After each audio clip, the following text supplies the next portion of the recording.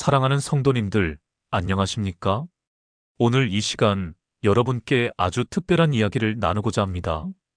혹시 요즘 마음 한구석이 불편하신 적 없으십니까?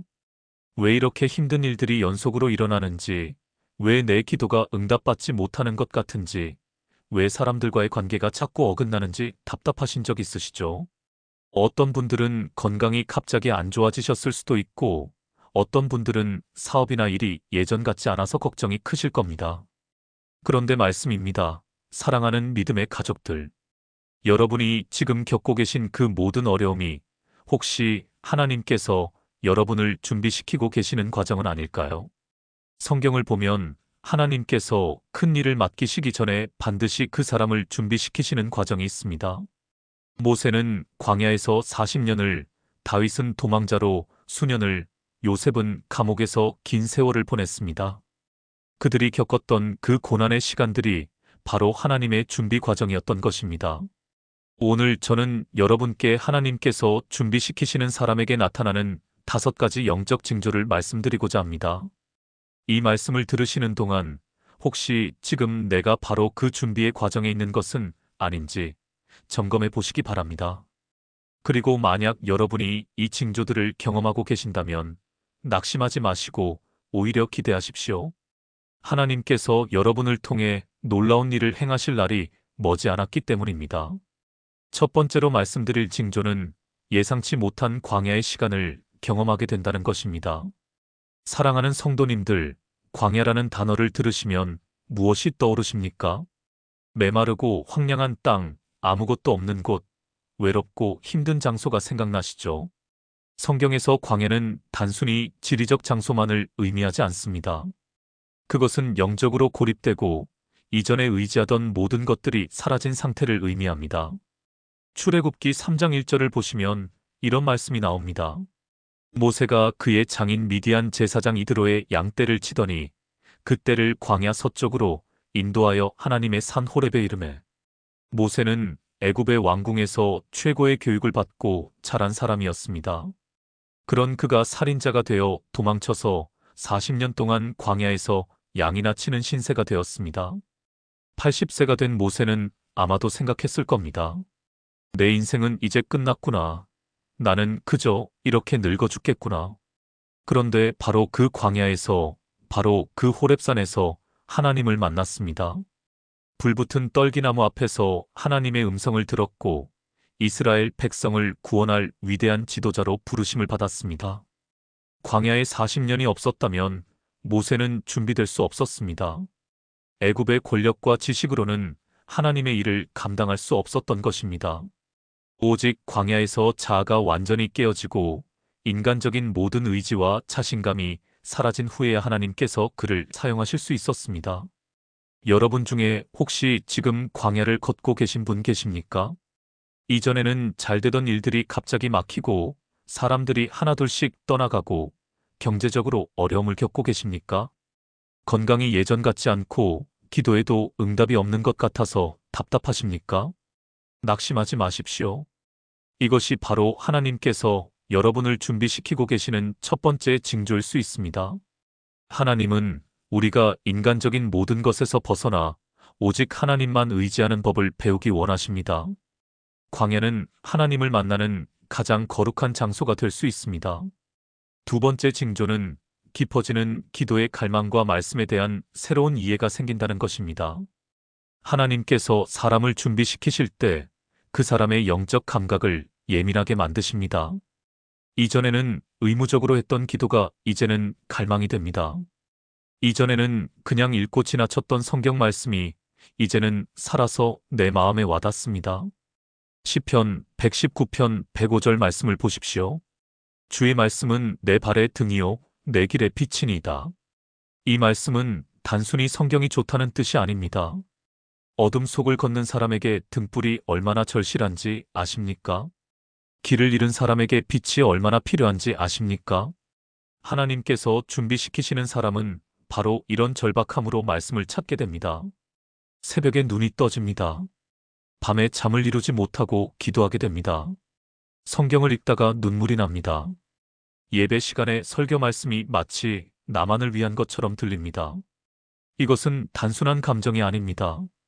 이것은 성령님께서 여러분 안에서 역사하시는 증거입니다. 사도행전 9장을 보면 사울이 다메섹 도상에서 예수님을 만난 후 사흘 동안 보지도 먹지도 않고 기도했다고 기록되어 있습니다. 그 사흘의 기도가 사울을 바울로 변화시켰습니다. 박해자를 전도자로, 율법주의자를 은혜의 사도로 바꾸어 놓았습니다. 여러분, 요즘 기도하고 싶은 마음이 예전보다 더 강해지셨습니까? 새벽에 자꾸 눈이 떠지고, 기도 시간이 길어지고, 말씀을 더 알고 싶은 갈망이 생기셨습니까? 혹시 찬양을 들을 때 이유 없이 눈물이 나고 예배 중에 하나님의 임재를 강하게 느끼셨습니까? 이것이 바로 두 번째 징조입니다. 하나님께서 여러분의 영적 감각을 열어주시고 여러분을 더 깊은 차원으로 인도하고 계신 것입니다. 이럴 때는 그 갈망을 따라가십시오. 기도하고 싶을 때 기도하고 말씀을 읽고 싶을 때 읽으십시오. 하나님께서 여러분에게 무엇인가 중요한 것을 가르치려고 하십니다. 세 번째 징조는 사람들과의 관계에서 정리와 분리가 일어난다는 것입니다. 이것은 많은 분들이 가장 고통스럽게 느끼시는 부분일 것입니다. 갑자기 오랜 친구와 멀어지고 가까웠던 사람들이 떠나가고 이해해주던 사람들이 오히려 비판하게 됩니다. 왜 이런 일이 일어날까요? 마태복음 10장 34절에서 37절 말씀을 보십시오. 예수님께서 이렇게 말씀하셨습니다. 내가 세상에 화평을 주러 온 줄로 생각하지 말라. 화평이 아니요 검을 주러 왔노라. 내가 온 것은 사람이 그 아버지와 딸이 어머니와 며느리가 시어머니와 불화하게 하려 함이니 사람의 원수가 자기 집안 식구리라. 아버지나 어머니를 나보다 더 사랑하는 자는 내게 합당하지 아니하고 아들이나 딸을 나보다 더 사랑하는 자도 내게 합당하지 아니하며. 이 말씀은 우리에게 가족을 버리라는 뜻이 아닙니다. 하나님께서 우리를 부르실 때 우리의 관계들이 재정렬된다는 의미입니다. 하나님께서 첫 번째가 되어야 하고 그 다음에 다른 모든 관계가 자리 잡아야 합니다. 다윗을 생각해 보십시오. 사무엘이 그에게 기름을 부었을 때 그의 형들은 그를 이해하지 못했습니다. 사울 왕 밑에서 충성스럽게 섬겼지만 사울은 그를 죽이려고 쫓아다녔습니다. 심지어 아내 미갈도 나중에는 그를 멸시했습니다. 다윗은 외롭고 고독한 시간을 보내야 했습니다. 그러나 바로 그 시간에 하나님과의 깊은 관계가 형성되었고 위대한 시편들이 탄생했습니다. 하나님께서 사람을 준비시키실 때 그 사람을 고립시키시는 것처럼 보일 수 있습니다. 그러나 실제로는 더 순수한 관계, 더 깊은 교제, 더 거룩한 연합으로 인도하시는 과정입니다. 여러분이 지금 관계에 어려움을 겪고 계시다면 먼저 자신을 돌아보십시오. 혹시 내가 잘못한 것이 있는지, 용서해야 할 사람이 있는지 살펴보십시오. 그러나 만약 여러분이 하나님께 순종하려고 노력하는데도 사람들이 떠난다면 그것을 하나님께 맡기십시오. 하나님께서는 여러분에게 꼭 필요한 사람들은 남겨두시고 다음 단계를 위해 필요하지 않은 관계들은 정리하고 계실 수 있습니다. 아픈 일이지만 이것도 하나님의 준비 과정의 일부입니다. 네 번째 징조는 예전과 다른 생각과 가치관을 갖게 된다는 것입니다. 하나님께서 사람을 준비시키실 때 그 사람의 마음과 생각을 변화시키십니다. 로마서 12장 2절 말씀입니다. 너희는 이 세대를 본받지 말고 오직 마음을 새롭게 함으로 변화를 받아 하나님의 선하시고 기뻐하시고 온전하신 뜻이 무엇인지 분별하도록 하라. 마음을 새롭게 한다는 것은 헬라어로 메타모르포입니다. 이것은 애벌레가 나비로 변태하는 것과 같은 근본적인 변화를 의미합니다. 겉모습만 바뀌는 것이 아니라 본질 자체가 달라지는 것입니다. 하나님께서 준비시키시는 사람은 이런 변화를 경험합니다. 이전에는 돈과 성공이 중요했는데 이제는 하나님의 나라와 의가 더 중요해집니다.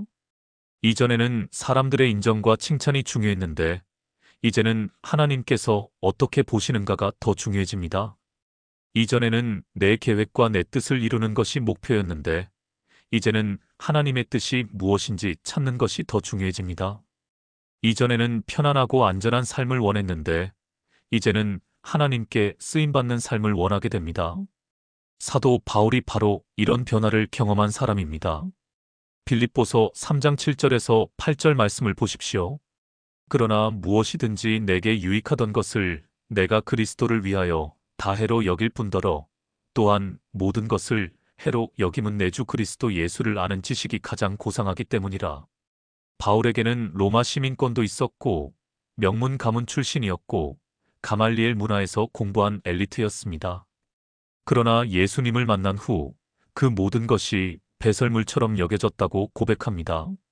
가치관의 완전한 전복이 일어난 것입니다. 여러분은 어떠십니까? 요즘 예전에 중요하게 여기던 것들이 별로 중요하지 않게 느껴지십니까? 세상 사람들이 추구하는 것들이 공허하게 보이십니까? 물질보다 영적인 것에, 성공보다 순종에, 인정보다 정직에 더 관심이 가십니까? 이것은 여러분이 이상해진 것이 아닙니다. 이것은 하나님께서 여러분의 가치관을 재정렬하고 계시는 것입니다. 세상의 기준이 아닌 하늘의 기준으로 살도록 준비시키고 계신 것입니다. 이런 변화를 두려워하지 마십시오. 오히려 기뻐하십시오. 하나님께서 여러분을 더 큰 그릇으로 만들고 계십니다. 다섯 번째이자 마지막 징조는 섬김과 희생에 대한 마음이 커진다는 것입니다. 하나님께서 사람을 준비시키시는 궁극적인 목적은 무엇일까요?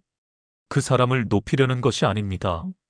그 사람을 통해 다른 사람들을 섬기고 축복하기 위함입니다. 마가복음 10장 45절에서 예수님께서 이렇게 말씀하셨습니다. 인자가 온 것은 섬김을 받으려 함이 아니라 도리어 섬기려 하고 자기 목숨을 많은 사람의 대속물로 주려 함이니라. 예수님 자신이 섬김의 본보기가 되셨습니다. 하나님의 아들이시지만 종의 형체를 입으셨고 제자들의 발을 씻기셨고 결국 십자가에서 목숨을 내어주셨습니다. 하나님께서 준비시키시는 사람은 예수님을 닮아갑니다. 받기보다 주기를 원하고 섬김받기보다 섬기기를 원하고 인정받기보다 다른 사람을 세워주기를 원하게 됩니다. 요셉을 보십시오. 그는 보디발의 집에서, 감옥에서, 왕궁에서 항상 섬기는 사람이었습니다. 자기 권리를 주장하지 않았고 억울한 상황에서도 불평하지 않았습니다. 오직 주어진 자리에서 최선을 다해 섬겼습니다. 그리고 결국 하나님께서는 그를 애굽의 총리로 세우셨습니다. 그러나 총리가 된 후에도 요셉의 본질은 변하지 않았습니다. 그는 여전히 섬기는 사람이었습니다. 형들을 용서했고 아버지를 모셨고 애굽 백성들을 기근에서 구했습니다.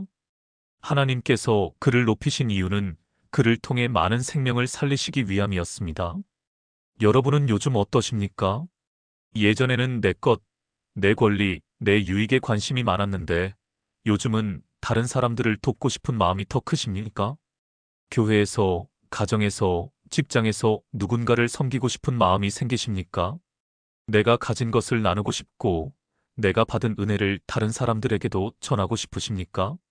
아픔을 겪고 있는 사람을 보면 그냥 지나치지 못하고 어려움에 처한 사람을 도우려는 마음이 생기십니까?